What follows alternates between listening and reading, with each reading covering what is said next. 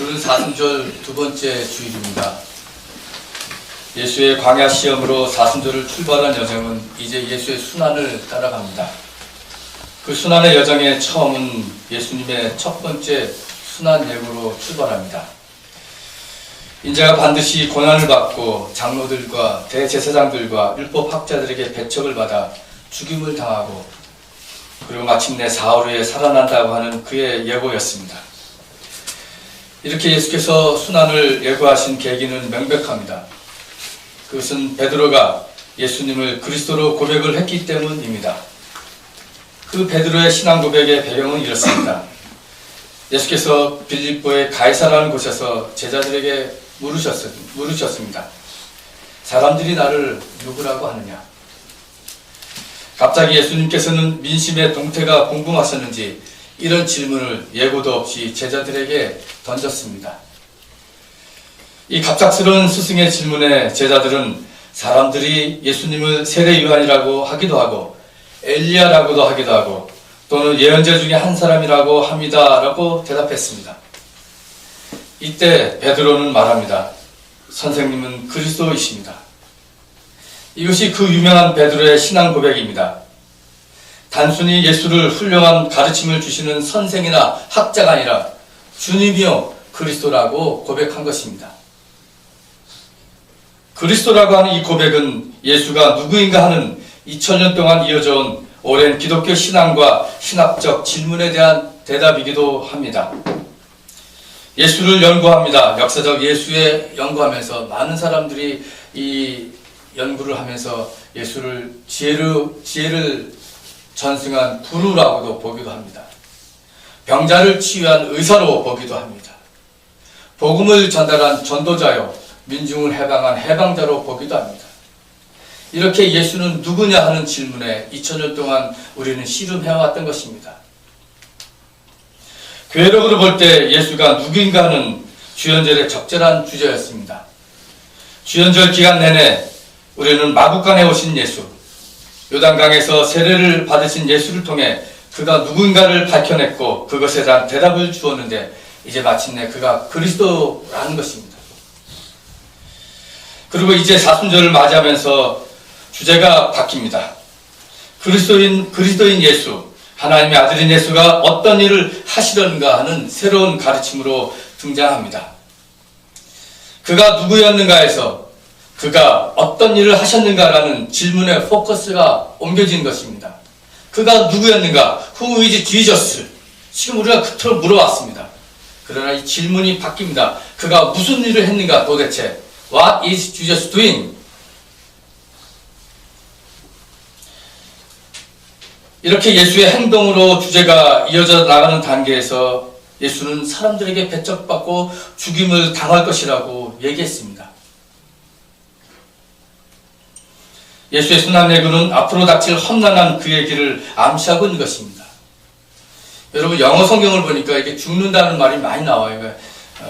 그냥 내가 죽는다, die, pass away 이렇게 나오는데 영어 성경을 보면 이때 이 영어 성경을 보면 kill이라고 하는 단어가 합니다. He must be killed. 그는 죽임을 당해야 된다. 살해당해야 된다는 것입니다. 나는 살해를 당해야 될 것이다. 이렇게 얘기하는 것입니다. 직역을 하면. 예수의 죽음은 결코 자연사가 아니었습니다. 그러자 방금 전에 그 위대한 신앙 고백을 한 베드로가 예수님께 항의합니다. 본문을 보면 베드로는 예수를 바싹 잡아다녔다고 합니다. 바싹 잡아다녔다.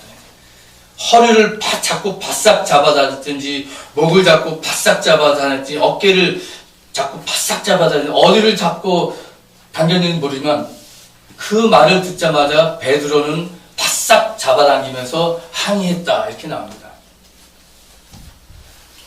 공동번역에 보면 이렇게 나옵니다. 또 베드로는 예수를 붙잡고 그래서는 안 된다고 펄쩍 뛰었다 이렇게 나옵니다. 지금까지 고생했는데 앞으로 뭔가 신세가 펴지겠지, 좀 달라지겠지 하며 힘든 시간을 버텨왔는데 갑자기 죽임을 당한다, 살해당한다는 말을 하니 제자들은 이 말이 이해가 되지 않고 어안이 벙벙하고 실망감에 넘어서 배신감을 배신감마저 들었을 것입니다.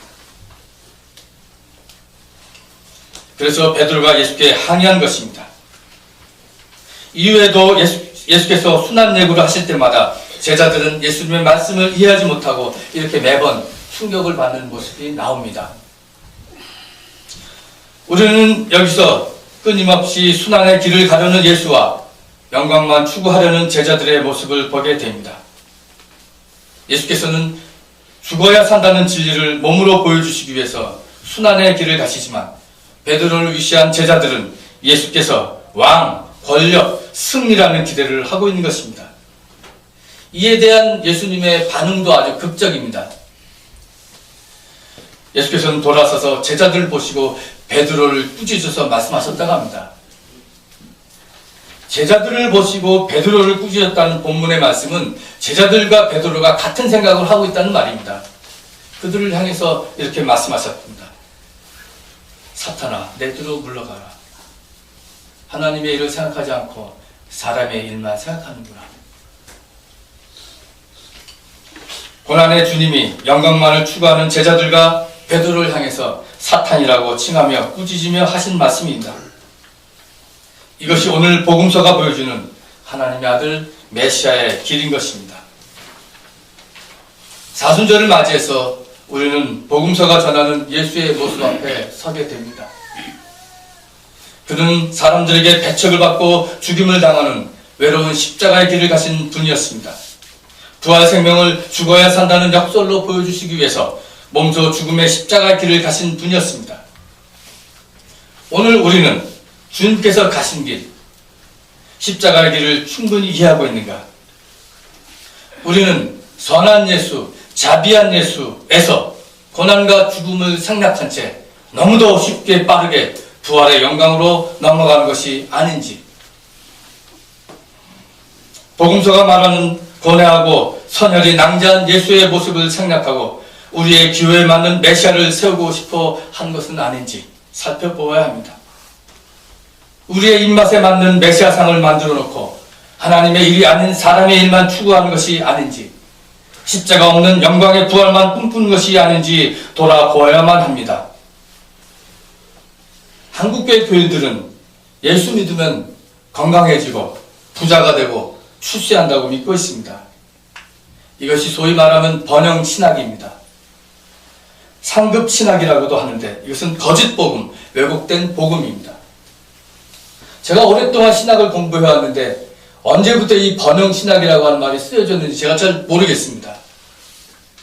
기원을 찾아보면 축축한데 미국의 극단적 보수주의 설교자들이, 목사들이 이런 복음을 전했습니다. 예수 믿으면 건강해지고 축복받고.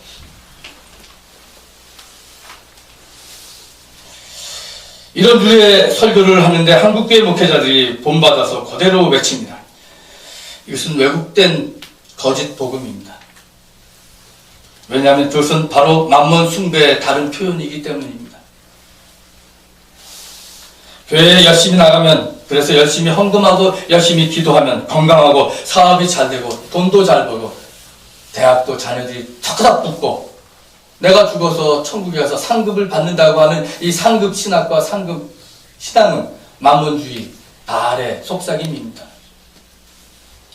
그래야만 많은 사람들이 교회 나와서 헌금하고 교회가 성장하게 된다는 겁니다.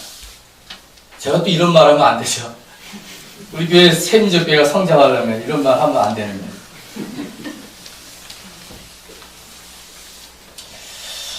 이 복음 적어도 오늘의 말씀에 나오는 예수님의 모습에 비춰볼 때 거리가 멀어도 한참 먼 거짓 복음입니다. 이 번영신학과 상급신학 혹은 상급신학에 의하면 병들고 가난한 사람들은 하나님을 제대로 잘 믿지 못하고 벌받은 사람들, 그런 사람으로 간주됩니다. 오늘 우리가 자본주의 사회 속에서 가난하게 산다는 것이 정말 하나님의 복을 받지 못하고 벌을 받는 사람들입니까? 교회에서는 더 바쳐라, 주께서 10배, 100배로 갚아주신다고 하는 이 번영신학과 신학이 성행해야 장사가 잘 되는 것입니다. 교회 성장주의자들에게는 이것이 절대절명의 마케팅 전략입니다. 자기 회사가 잘 되려면 타 회사보다 더 이익이 보장되고 돈을 잘 벌 수 있다고 하는 전략으로 다른 회사들보다 우월성을 주장해야 됩니다. 그렇듯이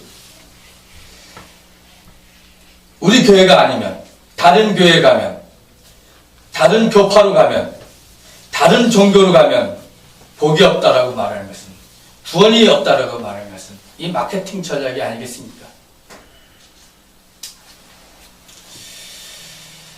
이런 교회, 이런 종교의 십자가는 자기 희생과 고난과는 무관한 단지 장식물에 불과한 것입니다. 이것은 믿음으로 구원받는다고 하는 전통 교리인 이신칭의의 교리와도 맞지 않습니다. 이신칭의의 교리를 제대로 알고 보면 믿음과 신자들의 사회적인 삶, 성화된 삶이 분리되지 않습니다. 오히려 예수 그리스도를 주로 고백하고 시인하고 의롭다고 칭함을 받은 사람일수록 내가 살고 있는 이 공동체, 내가 살고 있는 이 사회 속에서 어떻게 하면 거룩하고 의의를 향한 삶을 살 수 있을까를 고민하고 강조된 것입니다. 바울이 말한 이신칭의는 단순히 예수를 입으로 시인해서 고백하고 의롭다 칭함을 하고 구원받는다는 것이 아닙니다. 더 나아가서 입으로 고백할 뿐만 아니라 그리스도의 손과 발이 돼서 의를 실천하고 평화의 열매를 맺는 삶을 산 것입니다. 이것이 이신칭의 교리입니다. 믿음으로 의롭다고 칭함을 받은 우리는 하나님 나라의 백성으로 하나님의 자녀로서 우리의 일상생활에서 하나님의 통치를 받고 사는 사람들입니다.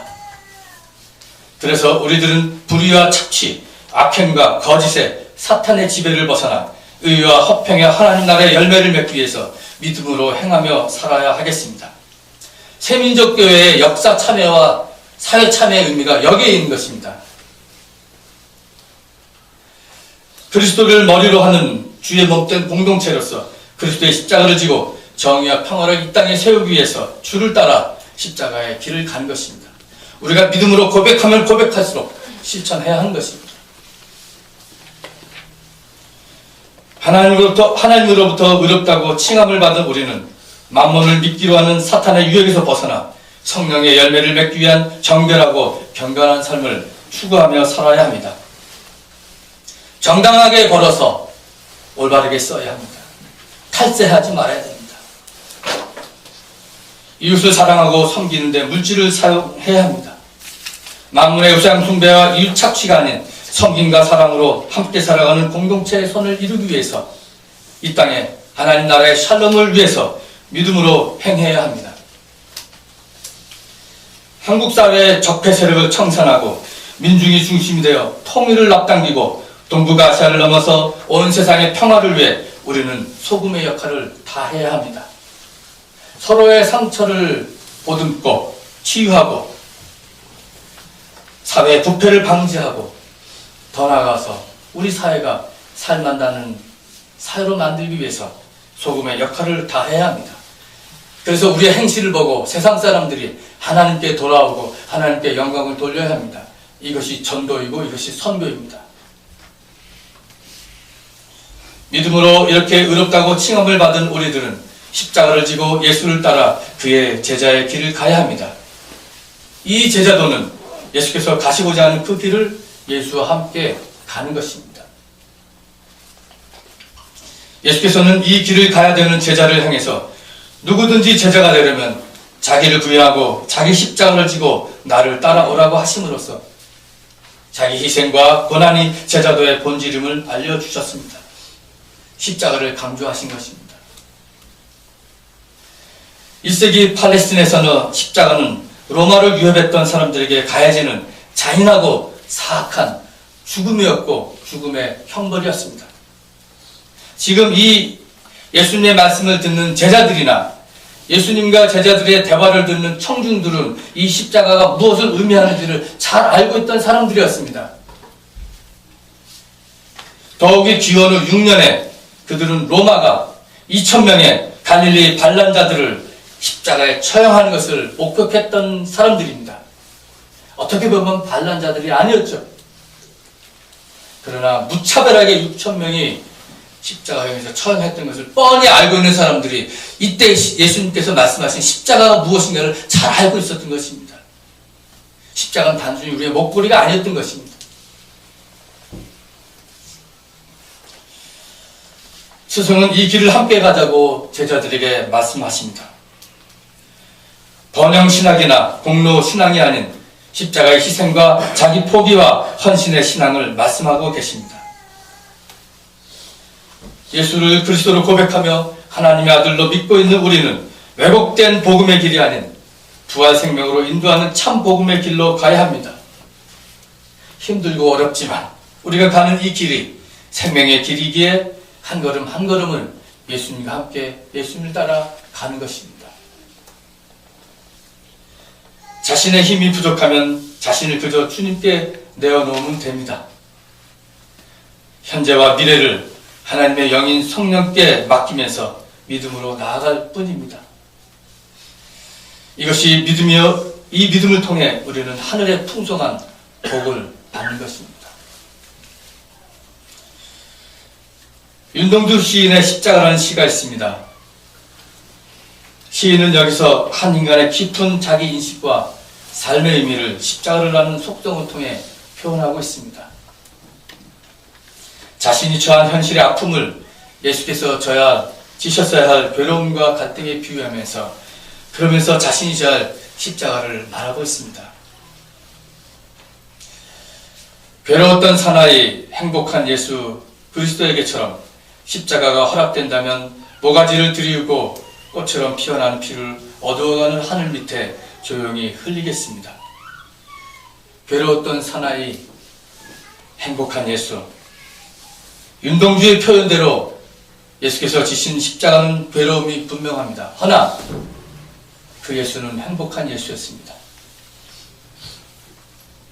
고난의 길, 죽음의 길이지만 축복의 길이라는 것입니다. 오늘 그 길을 우리가 가야 하겠습니다. 이것이 제자도입니다. 이 제자도를 사도 바울도 강조했습니다. 빌립보서 1장 29절에 이런 말씀이 나옵니다. 하나님께서는 여러분에게 그리스도를 위한 특권, 즉 그리스도를 믿는 것뿐만 아니라 또한 그리스도를 위하여 고난을 받는 특권도 주셨습니다. 믿는 것과 고난받는 것, 믿는 것과 행함, 이것이 다 우리로 그리스도로부터 받은 우리의 특권이라는 겁니다. 축복이라는 겁니다. 그렇게 우리가 믿는다는 것과 행한다는 것을 분리할 수 없는 것입니다. 믿는 만큼 행하고 행하는 데서 우리의 믿음이 더 깊어지는 것입니다. 그리스도인은 축복을 받기 때문에 고난을 받지 않는다. 예수 믿으면 이 땅에서 복받고 죽어서 천당 간다는 식은 그러므로 복음을 너무 단순화한 것입니다. 진정한 복은 예수께서 가르쳐 주신 산상수훈의 팔복입니다. 마음이 가난한 사람은 복이 있다. 하늘나라가 그들의 것이다. 슬퍼하는 사람은 복이 있다. 하나님이 그들을 위로하실 것이다. 온유한 사람은 복이 있다.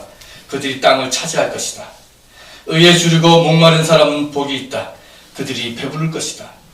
자비한 사람은 복이 있다. 하나님이 그들을 자비롭게 대하실 것이다. 마음이 깨끗한 사람은 복이 있다. 그들이 하나님을 볼 것이다. 평화를 이루는 사람은 복이 있다. 하나님이 그들을 자기의 자녀라고 부르실 것이다. 의를 위하여 박해를 받는 사람은 복이 있다. 하늘나라가 그들의 것이다. 너희가 나 때문에 모욕을 당하고 박해를 받고 터무니없는 말로 온갖 비난을 받으면 복이 있다. 예수님께서 말씀하신 복은 이런 복이었습니다. 예수님께서 말씀하신 복은 무엇을 입을까, 무엇을 마실까 그런 걱정하지 말고 하나님의 나라와 하나님의 의를 위해서 먼저 하는 것입니다. 그리하면 하늘 아버지께서 너희가 필요한 거 다 알아서 해주시는 겁니다. 인생의 우선순위가 바뀌었다는 겁니다. 세상 사람들이 기대하는 복과 예수께서 약속하신 복의 차이가 큼을 알 수 있습니다. 세상의 복음과 예수 그리스도가 전하는 복음의 차이입니다. 그것은 영광의 길과 십자가의 길의 차이점입니다. 고난과 희생, 포기, 내어줌 없이 건강과 부와 출세를 약속한 것은 바알의 복음이고 만몬의 속삭임이고 우상 숭배이지 십자가에 달리신 우리 주 예수 그리스도의 복음이 아닙니다. 우리는 예수를 주로 그리스도로 입으로 시인할 뿐만 아니라 몸으로 예수를 따라가는 예수 따르미들입니다. 예수 따르미들로서 주님께서 가신 고난의 길을 가야 하겠습니다. 그러나 우리가 이 길을 가는데 이 길의 종착점은 죽음이 아닙니다. 실패나 벌어진 패배만이 남겨진 길이 아닙니다. 그것은 부활 생명으로 가는 길입니다. 그렇기 때문에 그것은 생명의 길이요 우리에게는 궁극적으로 축복의 길인 것입니다. 그리스도와 함께 마지막 날 부활 생명의 잔치자리에 들어가는 길입니다. 그러기 위해서 우리는 오늘 고난의 길, 십자가의 길을 가야 하는 것입니다. 윤동주의 행복한 예수처럼 오늘도 주님과 함께 행복한 우리 자신이 되어 사순절의 여정을 가는 것입니다. 40일간의 사순절뿐만 아니라 평생 동안 우리 주님께서 우리를 부르실 때까지 의와 화평의 하나님 나라의 백성이 돼서 그리스도의 남은 고난을 채워가며 예수의 주권으로 살아가야 하는 것입니다. 이것이 믿음입니다.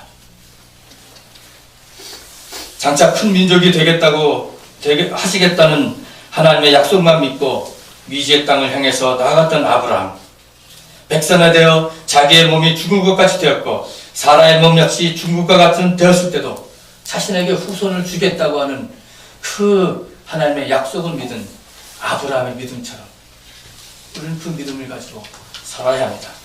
하나님께서는 그 아브라함의 믿음을 보시고 그를 축복하셨던 것입니다.